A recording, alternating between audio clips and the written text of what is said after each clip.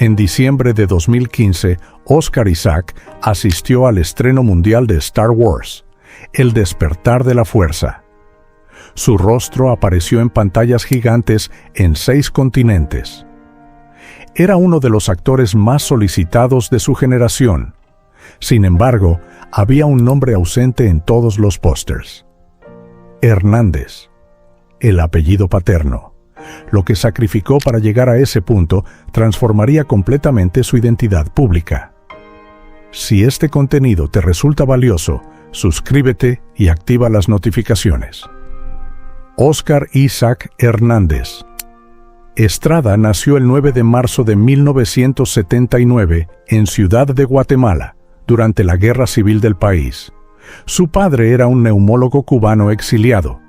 Su madre, guatemalteca, mantenía una fe evangélica estricta. A los 5 meses de edad, la familia emigró a Estados Unidos.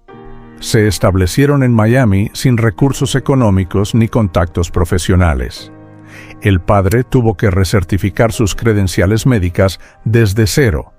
La madre mantuvo la estructura familiar a través de disciplina religiosa. No existía ninguna conexión con la industria del entretenimiento.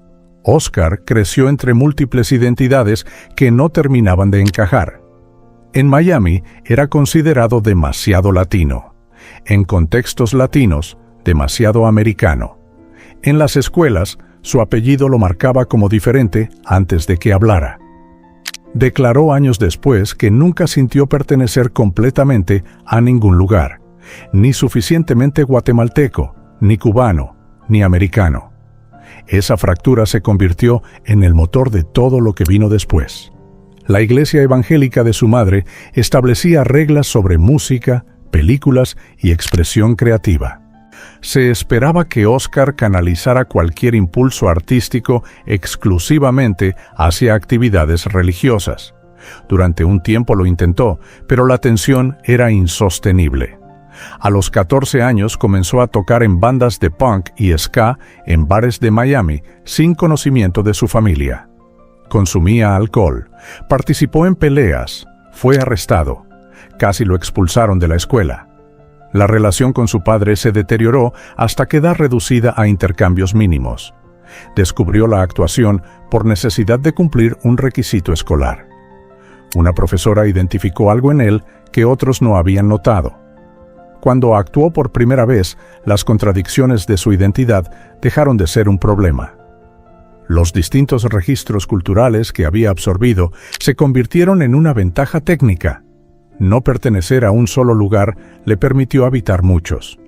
Fue aceptado en Juilliard, uno de los conservatorios más prestigiosos del país. Llegó a Nueva York a los 22 años con recursos limitados y sin red de apoyo. La ciudad no respondió con oportunidades inmediatas. Después de graduarse en 2005, la industria no sabía cómo categorizarlo. No encajaba en los perfiles establecidos para protagonistas ni en los estereotipos disponibles para actores latinos. Trabajó sirviendo en bares de Brooklyn. Tocó guitarra en estaciones de metro. Las audiciones producían rechazos constantes.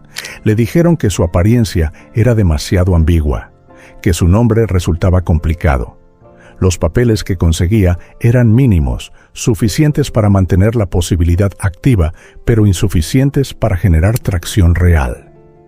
En 2006 enfrentó un punto crítico. Sin llamadas de casting, sin respuestas de representantes, consideró abandonar. Confesó después que la idea de quedarse permanentemente en el casi era más aterradora que el fracaso definitivo. Esa noche tocó guitarra hasta que sus dedos sangraron literalmente. Al amanecer, decidió continuar. Comparte este contenido con alguien que pueda necesitarlo. En 2008, Steven Soderbergh lo eligió para un papel secundario en Che. No era un rol principal, pero le dio acceso a una red de directores que valoraban autenticidad sobre comerciabilidad. Fue su primera grieta en el sistema. Los años siguientes acumuló papeles pequeños en producciones como Red de Mentiras y Ágora.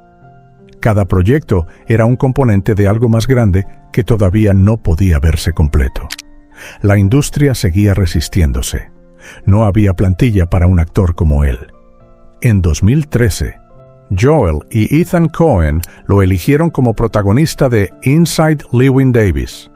El personaje era un músico folk autodestructivo en el Greenwich Village de 1961. El papel requería actuación de nivel teatral, habilidad musical genuina y capacidad para encarnar el fracaso con dignidad. La película se estrenó en Cannes en mayo de 2013 y ganó el Gran Premio del festival. Recaudó $32 millones contra un presupuesto de 11 millones. Fue nominada a 2 premios de la Academia. Los críticos usaron consistentemente la palabra revelación. Lo que importaba no eran solo los números. Oscar había interpretado un perdedor brillante con una precisión tan dolorosa que resultaba difícil separar al personaje del actor. Y el desplazamiento que había cargado desde la infancia se convirtió en el material central de la actuación. Hollywood respondió rápidamente. J.J. Abrams lo eligió como Poe Dameron en Star Wars. El despertar de la fuerza. Alex Garland lo puso en Ex Machina como el multimillonario tecnológico Nathan. Ambas películas se estrenaron en 2015 con meses de diferencia. En Star Wars era carismático y heroico. En Ex Machina, perturbador e intelectualmente cruel. El contraste demostró un rango que pocos actores contemporáneos podían igualar. El despertar de la fuerza recaudó más de $2.000 millones globalmente. Ex Machina generó 36 millones con un presupuesto de 15 y ganó el Oscar a mejores efectos visuales. Oscar Isaac se volvió omnipresente. Sin embargo, la maquinaria comenzó a consumirlo. X-Men: Apocalipsis.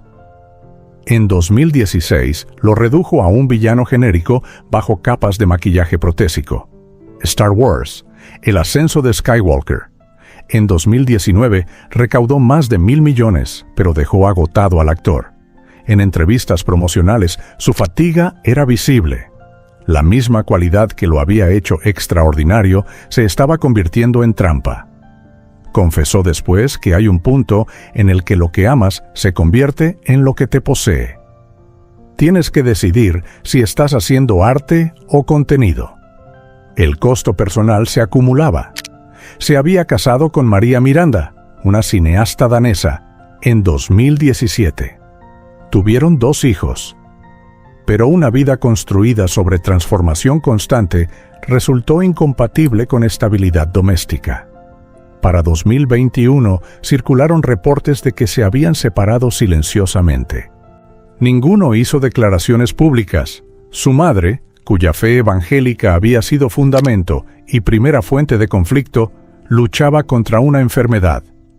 Oscar rara vez habló públicamente del tema. Años después, reconocería que todo lo que era había comenzado con ella, incluyendo lo que ella intentó restringir. ¿Pensabas que la historia terminaba ahí? Lo que hizo después redefinió su carrera.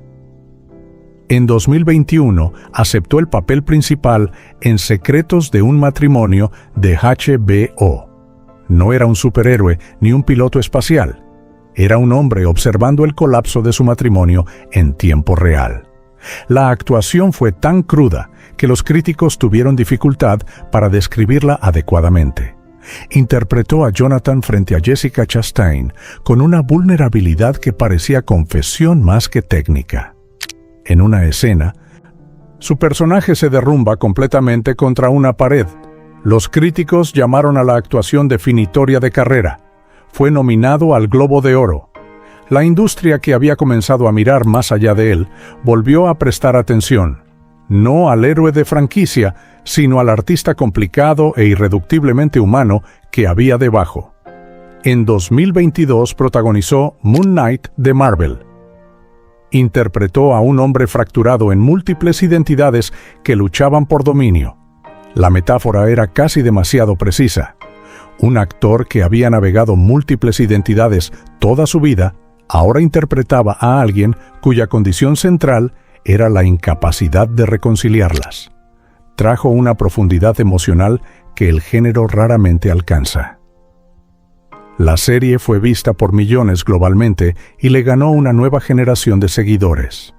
Probó que podía moverse entre la intimidad de Bergman y la escala de Marvel sin perderse en ninguna.